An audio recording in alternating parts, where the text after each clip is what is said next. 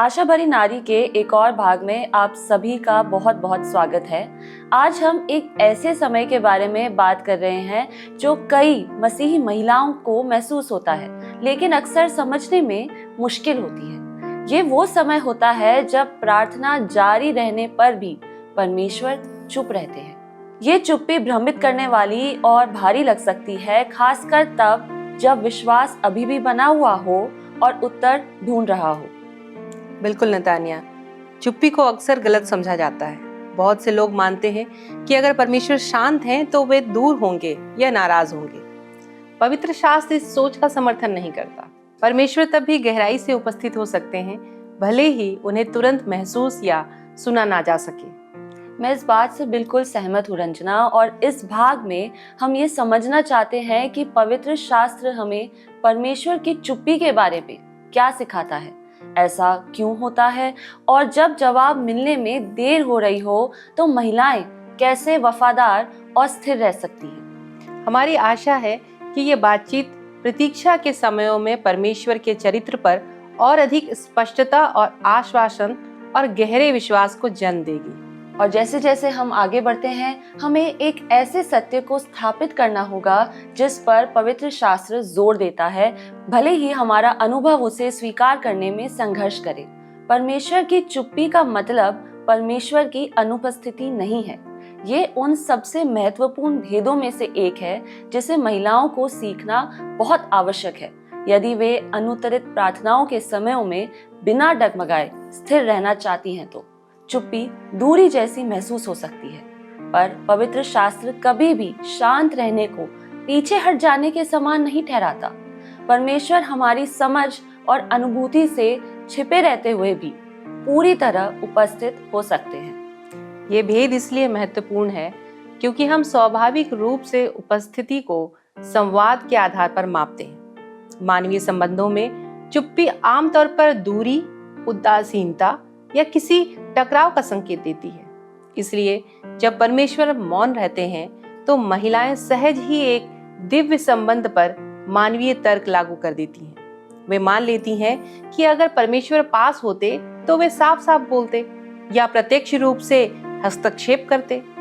पवित्र शास्त्र इस धारणा को बार बार चुनौती देता है। यशाया 45:15 कहता है, निश्चय तू ऐसा ईश्वर है जो अपने को गुप्त रखता है। ये आयत ऐसे परमेश्वर के बारे में नहीं बताती जिसने अपने लोगों को छोड़ दिया हो। ये ऐसे परमेश्वर के बारे में बताती है जिसके तरीके अक्सर छिपे रहते हैं। पवित्र शास्त्र परमेश्वर को सक्रिय रूप में प्रस्तुत करता है, यहाँ तक कि जब वे छिपे हुए प्रतीत होते हैं। छिपे होना अनुपस्थिति के समान नहीं है। ये उस रीति का एक भाग है जिसके द्वारा परमेश्वर इस पतित संसार में कार्य करते हैं, जहां विश्वास को दृष्टि से बढ़कर विकसित होना पड़ता है। और ये बात पूरे पवित्र शास्त्र में दिखाई देती है। जैसे अय्यूब 23 में अय्यूब हर तरफ परमेश्वर को ढूंढता है और उसे ढूंढ नहीं पाता।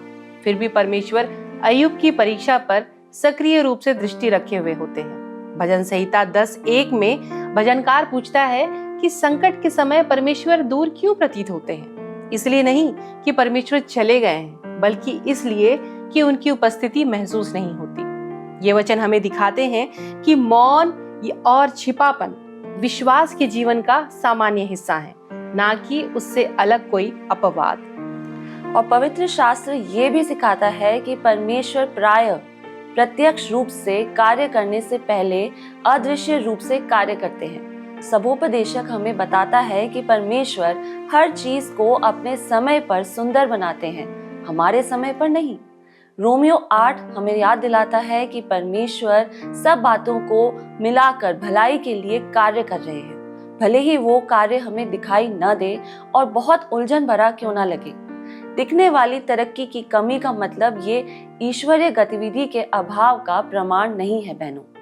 और यहीं पर कई महिलाएं संघर्ष करती हैं। वे किसी हलचल, समाधान या फिर भावनात्मक आश्वासन के संकेत ढूंढती हैं। जब वे संकेत नहीं दिखते तो वे ये नतीजा निकालती हैं कि कुछ नहीं हो रहा है। पवित्र शास्त्र हमें एक अलग नजरिए से देखने के लिए आमंत्रित करता है। 2 कुरिन्थियों 5 अध्याय और 7वां पद कहता है, कि हम देखकर नहीं पर विश्वास से चलते हैं। विश्वास ये मानता है कि प्रमाण ना होने पर भी परमेश्वर उपस्थित है। ये बहुत ही सुंदर बात है रंजना। और परमेश्वर का मौन वास्तव में विश्वास को लगातार आश्वासन पर निर्भर होने से बचा सकता है। अगर परमेश्वर खुद के बारे में हमेशा समझाते तो विश्वास भरोसे के स्थान पर केवल समझ पर आधारित हो जाता। और पवित्र शास्त्र दिखाता है कि परमेश्वर अक्सर स्पष्टीकरण को रोक लेते हैं ताकि हम उनके चरित्र पर और अधिक निर्भर होना सीखें। नीति वचन 3:5 हमें पूरे दिल से प्रभु पर भरोसा करने के लिए कहता है, ना कि अपनी समझ पर निर्भर रहने के लिए। इसका अर्थ ये है कि मौन संबंध का टूट जाना नहीं है, ये अक्सर संबंध का एक अलग रूप होता है। परमेश्वर निकट, सजग और उद्देश्यपूर्ण बने रहते हैं, यहाँ तक कि जब वे शांत प्रतीत होते हैं तो भजन 139 हमें याद दिलाता है कि ऐसी कोई जगह नहीं है जहां हम जाएं और परमेश्वर वहां उपस्थित ना हो। मौन परमेश्वर को हमारे जीवन से दूर नहीं करता, ये केवल हमारी उस क्षमता को हटा देता है जिसके द्वारा हम नियंत्रित करना चाहते हैं कि वे स्वयं को कैसे प्रकट करें। इसी समझ लेना इस बात को बदल देता है कि महिलाएं अनुत्तरित प्रार्थनाओं को कैसे समझती हैं। मौन को अस्वीकृति या उदासीनता मान लेने के बजाय पवित्र शास्त्र हमें सिखाता है कि हम मौन की व्याख्या परमेश्वर के प्रकट किए गए चरित्र के आधार पर करें। परमेश्वर भरोसेमंद है, परमेश्वर न्यायी है, परमेश्वर करुणामय है। परिस्थितियां भले ही ना बदले, ये सत्य कभी नहीं बदलते। बिल्कुल नतानिया, जब महिलाएं इस सत्य को समझ लेती हैं तो मौन उतना भयावह नहीं रह जाता। ये अब भी कठिन होता है, परंतु ये विश्वास को डगमगाता नहीं है। मौन अब इस बात का प्रमाण नहीं रह जाता कि परमेश्वर हमें छोड़ चुके हैं, बल्कि ये एक निमंत्रण बन जाता है कि इस भरोसे के लिए कि परमेश्वर उपस्थित हैं और कार्य कर रहे हैं, भले ही उनका कार्य हमारी दृष्टि से छिपा हुआ हो। इसीलिए जब हम आगे बढ़ते हैं तो हमें इस सत्य को दृढ़ता से थामे रखना होगा। परमेश्वर की चुप्पी का मतलब परमेश्वर की अनुपस्थिति नहीं है। वो अभी भी निकट ही है, वो अभी भी शामिल है और वो अक्सर अपना सबसे गहरा काम हमारी दृष्टि और अनुभूति की सतह के नीचे कर रहे होते हैं। इस बुनियाद के साथ अब हम अपना अगला सवाल पूछ सकते हैं, जिसे खोजने में पवित्र शास्त्र हमारी मदद करता है। अगर परमेश्वर चुप रहकर भी उपस्थित हैं, तो फिर वे कुछ समयों में चुप रहने का चुनाव क्यों करते हैं? अब जब हमने ये स्थापित कर लिया है कि परमेश्वर का मौन उनकी अनुपस्थिति का अर्थ नहीं है, तो हमें एक और कठिन और व्यक्तिगत प्रश्न पूछना चाहिए। परमेश्वर कुछ खास समय पर मौन रहना क्यों चुन सकते हैं, जबकि उनके लोग विश्वास पूर्वक प्रार्थना कर रहे हों? यहाँ पे पवित्र शास्त्र हमें इसका कोई कारण नहीं देता, परंतु ये हमें ऐसे पैटर्न यानी कि रूपरेखाओं द्वारा दिखाता है कि जो परमेश्वर के उद्देश्यों को समझने में हमारी सहायता करता है, ताकि हम मौन को भयावह या उलझन भरा न बनने दें। पवित्र शास्त्र में एक कारण ये भी बताया गया है कि परमेश्वर मौन या चुप हो सकते हैं क्योंकि उन्होंने पहले ही बोल दिया है। हम अक्सर ये मान लेते हैं कि मौन का अर्थ मार्गदर्शन की कमी है, लेकिन कभी कभी इसका अर्थ ये होता है कि परमेश्वर पहले ही अपनी इच्छा स्पष्ट कर चुके हैं और अब वे अपने लोगों को उसी ज्ञात सत्य में चलने के लिए बुला रहे हैं। परमेश्वर केवल इसलिए स्वयं को दोहराते नहीं क्योंकि आज्ञाकारिता कठिन या अनिश्चित महसूस हो रही है। बिल्कुल ठीक कहा आपने रंजना, और यही वचन हमें सिखाता है। हबक्कूक 2:1 हमें इसी मनोभाव की एक झलक दिखाता है। नबी अपने स्थान पर खड़ा रहता है और प्रतीक्षा करता है, नए शब्दों की मांग नहीं करता, बल्कि सजग और विश्वास योग्य बने रहता है। वहाँ परमेश्वर की चुप्पी अस्वीकृति नहीं है, वो इस बात की परीक्षा है कि क्या हबक्कूक उस पर भरोसा करेगा जो पहले ही प्रकट किया जा चुका है। जी हाँ, पवित्र शास्त्र हमें दिखाता है कि प्रतीक्षा अक्सर विश्वास का विराम नहीं, बल्कि स्वयं विश्वास का एक कार्य होती है। परमेश्वर के चुप रहने का एक और कारण ये हो सकता है कि वो हमें भरोसा करना सिखा रहे हैं। भरोसा तब सबसे ज्यादा गहरा होता है जब वो तुरंत मिलने वाले उत्तरों के सहारे पर आधारित नहीं रहता। जब परमेश्वर स्वयं को पूरी तरह समझा देते हैं तो विश्वास समझ पर निर्भर करता है। जब परमेश्वर चुप रहते हैं तो विश्वास को उनके चरित्र पर निर्भर होना चाहिए। नीति वचन अध्याय 3 पद 5 हमें संपूर्ण मन से यहोवा पर भरोसा रखने और अपनी समझ का सहारा ना लेने के लिए कहता है। मौन ये प्रकट कर देता है कि हमारा भरोसा वास्तव में कहाँ रखा हुआ है। और पवित्र शास्त्र ये भी दिखाता है कि परमेश्वर धैर्य विकसित करने के लिए मौन का उपयोग करते हैं। धीरज जल्दी नहीं सीखा जाता और ये तुरंत समाधान मिलने के समयों में भी नहीं बनता। रोमियो 5 हमें सिखाता है कि धीरज से चरित्र उत्पन्न होता है और चरित्र से आशा। चुप्पी या मौन आत्मा को सींचती है, हमें धीमा करती है और सिखाती है कि परिणामों पर नियंत्रण की मांग किए बिना प्रतीक्षा करना हम कैसे सीख सकते हैं। बिल्कुल नतानिया, और कभी कभी चुप्पी का मतलब किसी नई चीज का इंतजार करना नहीं होता, बल्कि आज्ञाकारिता में प्रवेश करने के निमंत्रण के बारे में होता है। परमेश्वर अधिक जानकारी देने में उतनी रुचि नहीं रखते जितनी इस बात में कि विश्वास कर्म के द्वारा प्रकट हो। कई महिलाएं आज्ञाकारिता से पहले स्पष्टता चाहती हैं, लेकिन पवित्र शास्त्र अक्सर इस क्रम को उल्टा कर देता है। परमेश्वर अपने लोगों को उस बात में आज्ञा मानने के लिए बुलाते हैं जो स्पष्ट है, भले ही भविष्य अब भी स्पष्ट क्यों ना हो। जी हाँ, मैं इस बात से बिल्कुल सहमत हूँ और यही बात हमें अय्यूब 23:8 से 10 इस वास्तविकता को अत्यंत पीड़ादायक ईमानदारी के साथ प्रस्तुत करता है। अय्यूब परमेश्वर को ढूंढता है और उन्हें नहीं पाता। वो इस खामोशी को बहुत गहराई से महसूस करता है। फिर भी वो कहता है, जब वो मुझे ता लेगा तब मैं सोने के समान निकलूंगा। अय्यूब खामोशी का मतलब अस्वीकृति के रूप में नहीं समझता है, वो इसे शुद्धिकरण के रूप में देखता है। परमेश्वर का मौन अय्यूब के विश्वास को नष्ट नहीं कर रहा था, बल्कि उसे आकार दे रहा था और परख कर परिपक्व बना रहा था। बिल्कुल नतानिया, ये महत्वपूर्ण है क्योंकि कई महिलाएं मानती हैं कि चुप रहने का मतलब है कि कुछ गलत है, परंतु पवित्र शास्त्र हमें सिखाता है कि मौन अक्सर इस बात का संकेत होता है कि कुछ गढ़ा जा रहा है, कुछ बन रहा है। भरोसा, धैर्य और आज्ञाकारिता सबसे गहराई से तब विकसित होते हैं जब विश्वास को निरंतर आश्वासन के बिना भी अभ्यास में लाया जाता है। जी हाँ, बिल्कुल। परमेश्वर का मौन हमें इस बात से भी बचा सकता है कि हम उन्हें केवल जानकारी देने का स्रोत नहीं, बल्कि भरोसा किए जाने वाले प्रभु के रूप में समझें। यदि परमेश्वर हर प्रश्न का तुरंत उत्तर दे दें, तो विश्वास आसानी से लेन देन वाला बन सकता है। चुप्पी हमें ये याद दिलाती है कि परमेश्वर बाध्य नहीं कि वे हमें आज्ञाकारिता से पहले स्वयं को समझाएं। इसलिए जब परमेश्वर चुप रहते हैं तो पवित्र शास्त्र हमें अलग प्रकार के प्रश्न पूछने के लिए आमंत्रित करता है। परमेश्वर क्यों नहीं बोल रहे हैं?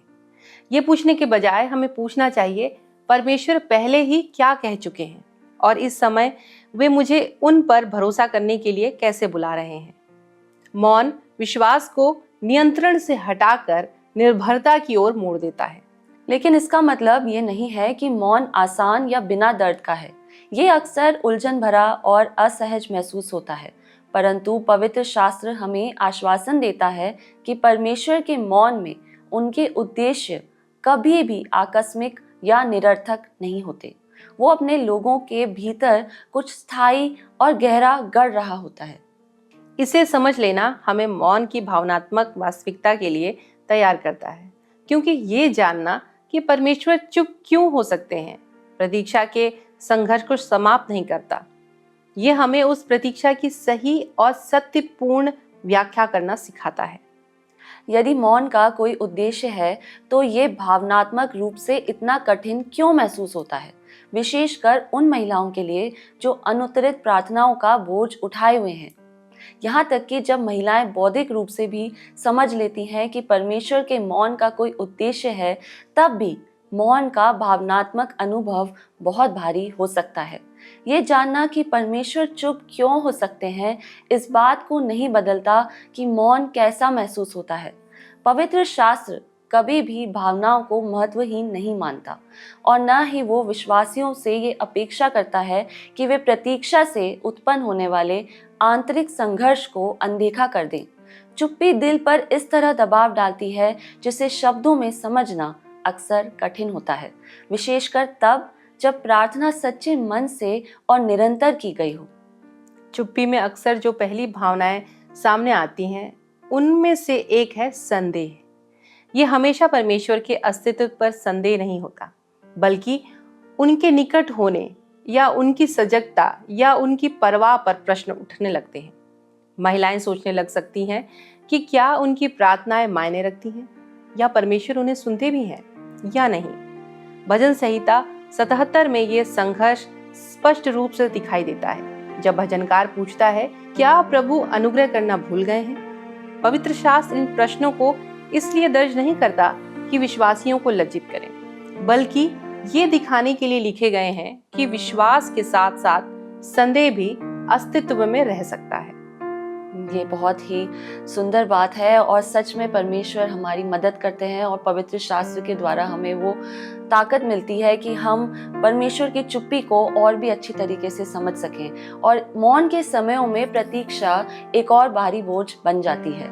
समय के बिना प्रतीक्षा करना अत्यंत थका देने वाला होता है। जब प्रार्थनाएं अनुत्तरित रहती हैं तो समय लंबा, खिंचा हुआ और अनिश्चित सा महसूस होने लगता है। लेकिन बहनों, नीति वचन 13:12 कहता है कि आशा में देरी हृदय को बीमार कर देती है। पवित्र शास्त्र ये स्वीकार करता है कि लंबी प्रतीक्षा हृदय को प्रभावित करती है। मौन भावनात्मक रूप से तटस्थ नहीं होता। ये आशा, ऊर्जा और अपेक्षाओं पर भार डालता है। अक्सर इसके बाद निराशा आती है। महिलाएं स्वयं को आज्ञाकारिता और लालसा के बीच, विश्वास योग्यता और निराशा के बीच फंसा हुआ महसूस कर सकती हैं। वे वही कर रही होती हैं जिससे वे सही जानती हैं, फिर भी कुछ होता नहीं दिखता। ये निराशा चुपचाप भीतर की ओर मुड़कर आत्मदोष में बदल सकती है, या बाहर की ओर मुड़कर कटुता का रूप ले सकती है। पवित्र शास्त्र हमें अनुमति देता है कि हम इस निराशा या खींच को परमेश्वर के सामने ईमानदारी से व्यक्त करें, बजाय इसके कि उसे अपने हृदय को कठोर करने दें। एक और पीड़ादायक भावना है जो अक्सर मौन के साथ जुड़ी होती है, और वो है अनदेखा किए जाने का एहसास। मौन केवल परिस्थितियों से जुड़ा हुआ नहीं लगता, बल्कि संबंधों से जुड़ा हुआ महसूस होता है। महिलाएं सोच सकती हैं, परमेश्वर दूसरों को उत्तर देते हैं लेकिन मुझे नहीं दे रहे, या परमेश्वर दूसरों से बात करते हैं लेकिन मुझे कुछ सुनाई क्यों नहीं देता। भजन संहिता 22 इस चीख से शुरू होता है, हे मेरे परमेश्वर, हे मेरे परमेश्वर, तूने मुझे क्यों छोड़ दिया। ये चीख अविश्वास से नहीं आती, बल्कि गहरे संबंधात्मक दर्द से उत्पन्न होती है। इसलिए विलाप इतना महत्वपूर्ण है। पवित्र शास्त्र विश्वासियों से इन भावनाओं को दबाने के लिए नहीं कहता, ये उन्हें व्यक्त करने के लिए शब्द देता है। भजन संहिता 13 इसका एक स्पष्ट उदाहरण है। दाऊद पूछता है कि परमेश्वर कब तक अपना चेहरा छिपाएगा, फिर भी वो मुंह मोड़ने के बजाय परमेश्वर से बात करता रहता है। विलाप रिश्ते को तब भी बनाए रखता है जब जवाब दिखाई न दे। रंजना, आपको पता है, कई महिलाओं के लिए मौन भय भी उत्पन्न कर सकता है। ये भय कि समय व्यर्थ जा रहा है, ये भय कि अवसर हाथ से निकल रहे हैं, भय कि कुछ ऐसा हो रहा है जिसे बदला नहीं जा सकता, जबकि कोई स्पष्टीकरण नहीं दिया जा रहा है। सबोपदेशक हमें स्मरण दिलाता है कि समय और ऋतुएं परमेश्वर के नियंत्रण में है। भय अक्सर तब बढ़ता है जब हम उन परिणामों को नियंत्रित करने का प्रयास करते हैं जो केवल परमेश्वर के अधिकार में है। पवित्र शास्त्र हमें ये समझने में सहायता करता है कि मौन के समय भावनात्मक संघर्ष होना कमजोर विश्वास का संकेत नहीं है। अक्सर यह गहराई से जुड़े हुए विश्वास का संकेत होता है। केवल वही लोग जो परमेश्वर और उसकी प्रतिज्ञाओं की गहरी परवाह करते हैं, वे चुप्पी को इतनी गहराई से महसूस करते हैं। प्रतीक्षा के दौरान होने वाला भावनात्मक दर्द असफलता का प्रमाण नहीं है, वो तो लालसा और तड़प का प्रमाण है। और इसमें महत्वपूर्ण बात भावनाओं का ना होना नहीं है, बल्कि ये है कि भावनाओं को कैसे संभाला जाता है। पवित्र शास्त्र कभी भी भावनाओं को मार्गदर्शक नहीं कहता, परंतु उन्हें संकेतक अवश्य मानता है। वे ये प्रकट करती हैं कि हमारा हृदय किससे मूल्य देता है, किससे डरता है और किस में आशा रखता है।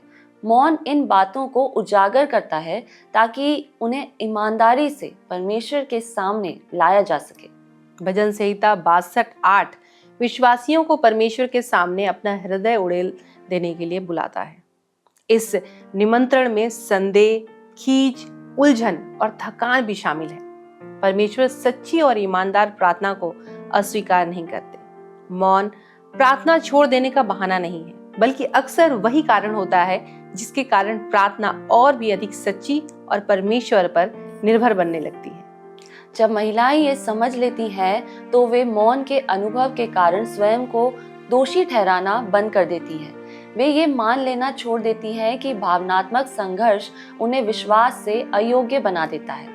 पवित्र शास्त्र दर्शाता है कि विश्वास और संघर्ष अक्सर एक ही हृदय में साथ साथ मौजूद रहते हैं। और ये हमें अगले सवाल के लिए तैयार करता है। यदि मौन के समय भावनात्मक संघर्ष सामान्य है, तो जब परमेश्वर शांत बने रहते हैं, तब महिलाओं को प्रतिक्रिया स्वरूप नहीं बल्कि विश्वास योग्य ढंग से कैसे उत्तर देना चाहिए? जब परमेश्वर मौन रहते हैं तो पवित्र शास्त्र हमें बिना दिशा के नहीं छोड़ता। मौन का अर्थ ये नहीं है कि हमारे पास कोई जिम्मेदारी या मार्गदर्शन नहीं है। वास्तव में पवित्र शास्त्र स्पष्ट निर्देश देता है कि जब उत्तर मिलने में देर हो तो विश्वासियों को कैसे जीवन जीना चाहिए। पवित्र शास्त्र जिस पहली प्रतिक्रिया के लिए बुलाता है वो है विश्वास योग्यता।